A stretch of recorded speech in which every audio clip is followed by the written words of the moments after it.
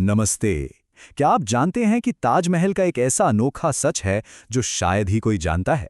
आज के इस एक्सप्लेनर में हम उन घिसी-पिटी प्रेम कहानियों से थोड़ा आगे बढ़ेंगे। हम सीधा गोता लगाएंगे उन असली अनसुने रहस्यों और इंजीनियरिंग के उन चमत्कारों में जो हमेशा हमारी नज़रों के सामने होकर भी हमसे आज तक छिपे रहे।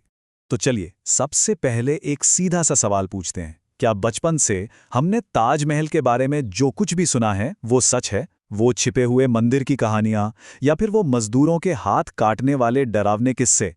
आज हम दूध का दूध और पानी का पानी करेंगे कि इनमें से ऐतिहासिक सच्चाई क्या है और कोरा झूठ क्या है।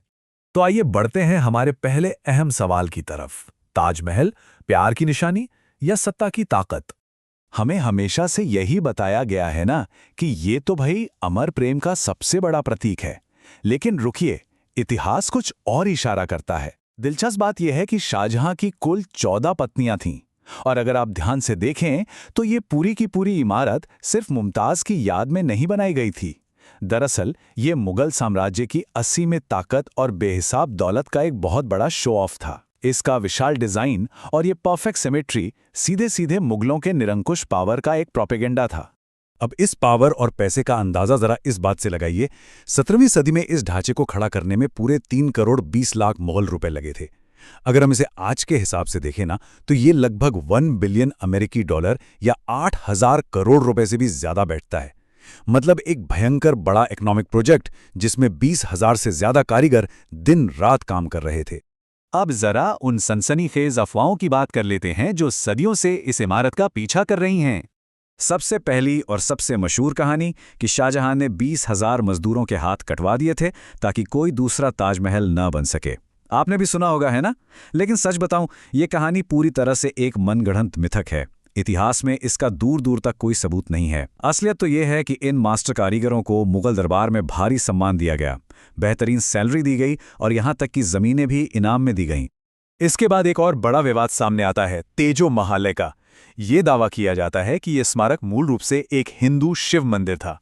अब अगर हम बिल्कुल निष्पक्ष होकर आर्कियोलॉजिकल सर्वे ऑफ इंडिया यानी एएसआई की रिपोर्ट्स को देखें तो उनके पास इस दावे का समर्थन करने वाला एक भी पुख्ता सबूत नहीं है। ऐतिहासिक रिकॉर्ड्स बस इतना बताते हैं कि इसे बनाने के लिए जो जमीन ली गई थी वो एक राजपूत राजा से एक्वायर की गई थी।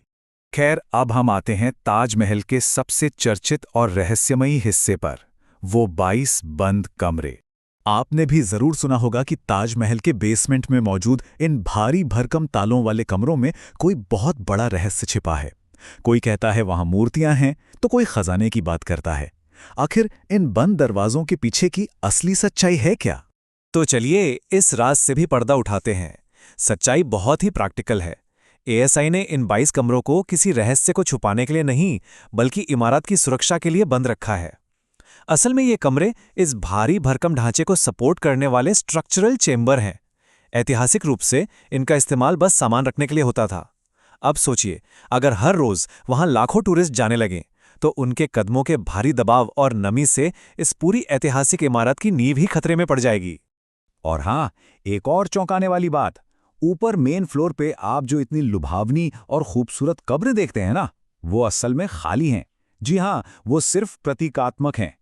मुमताज और शाहजहां की असली कब्रें तो ठीक उनके नीचे एक शांत और अंधेरे तहखाने में सील करके रखी गई हैं। असली कब्रें बिल्कुल अलग और नजरों से दूर हैं। अफवाहों और रहस्यों से बाहर निकलकर अब जरा ताजमहल की उस असली खूबसूरती की बात करते हैं जिसके पीछे गजब का विज्ञान छिपा है। आपने नोटिस किया होगा कि ये इमारत अपना रूप बदलती है, पर ये कोई जादू नहीं बल्कि प्योर फिजिक्स है। इसका शुद्ध मकराना मार्बल जब वातावरण की रोशनी से टकराता है तो कमाल होता है। सूर्योदय के वक्त लाइट की वेवलेंथ बिखरने से ये हल्का गुलाबी दिखता है। दोपहर की तेज धूप में ये एकदम चमकदार सफेद हो जाता है। ढलते सूरज के साथ ये सुनहरा और नारंगी रूप ले लेता है, और चांदनी रात में ये नीले या चांदी जैसा चमकता है। मतलब रोशनी और मार्बल का क्या शानदार कॉम्बिनेशन है। लेकिन क्या आप जानते हैं कि इस सारी खूबसूरती की जान जमीन के बहुत नीचे दबी एक अजय नींव में बसती है? जरा सोचिए, उस समय नदी के किनारे की मिट्टी बहुत ही ढीली और खिसकने वाली थी। वहां इतनी भारी इमारत खड़ी करना लगभग नामुमकिन था। इसलिए उन 17वीं सदी के जीनियस इंजीनियरों ने 17.5 मीटर गहरे कुएं खोदे। फिर उनमें सागौन और आबनूस जैसी बेहद मजबूत लकड़ियों का इस्तेमाल करके एक कुएं नुमा नींव बनाई और उन कुओं को पत्थरों के मलबे और एक खास तरह के सरूज मोटार से भर दिया जो पानी बिल्कुल नहीं सोखता। और यहीं पर यमुना नदी का सबसे बड़ा रोल आता है। यह नदी सिर्फ एक सुंदर सा बैकग्राउंड नहीं है, इस पूरी इमारत के जिंदा रहने के लिए इसका होना बहुत जरूरी है। यमुना का पानी लगातार उस लकड़ी की नींव को नमी देता है जिससे वो सूखने से बची रहती है। सच कहूं तो अगर यमुना कभी सूख गई तो वो लकड़ियां चटक जाएंगी और पूरा का पूरा ताजमहल ताश के पत्तों की तरह भरभरा कर गिर जाएगा। अंत में आइए देखते हैं कि कैसे मुगल आर्किटेक्ट्स ने हमारी नज़रों के साथ एक बहुत ही शानदार धोखा किया है। अगर आप ध्यान से मुख्य इमारत की दीवारों पर उकेरी गई कुरान की आयतों को देखेंगे तो आप पाएंगे कि जैसे जैसे ये आयतें ऊपर की तरफ जाती हैं, इनके अक्षरों का साइज असल में बड़ा होता जाता है। ऐसा इसलिए किया गया है ताकि जब आप नीचे खड़े होकर उसे पढ़ें तो आपको ऊपर से नीचे तक सारे अक्षर बिल्कुल एक ही साइज के दिखें। सोचिए, उस जमाने में इंसानी आंखों को ऐसे ऑप्टिकल इल्यूजन से धोखा देना वाकई कमाल की ज्योमेट्री थी। और क्या आपने कभी नोटिस किया है कि वो जो 4 बड़ी बड़ी मीनारें हैं वो बिल्कुल सीधी नहीं खड़ी हैं? जी हाँ, उन्हें जानबूझकर थोड़ा सा बाहर की तरफ झुकाया गया है। ये कोई बनाने में हुई गलती नहीं है, बल्कि एक master class earthquake defence mechanism है। अगर कभी कोई भयंकर भूकंप आ भी जाए तो वो मीनारें मुख्य गुंबद पर गिरने के बजाय हमेशा बाहर की तरफ गिरेंगी और हमारा मुख्य ताजमहल हमेशा सुरक्षित रहेगा। तो अब इन सारे खुलासों के बाद मैं आपसे एक सवाल पूछता हूं। रोमानी किस्सों को थोड़ा साइड में रखकर सोचिए, क्या ताजमहल वाकई सिर्फ एक अमर प्रेम की निशानी है या फिर ये दुनिया के सामने मुगल इंजीनियरिंग, इकोनॉमी और उनकी बेतहाशा सत्ता का सबसे बड़ा मास्टरपीस है?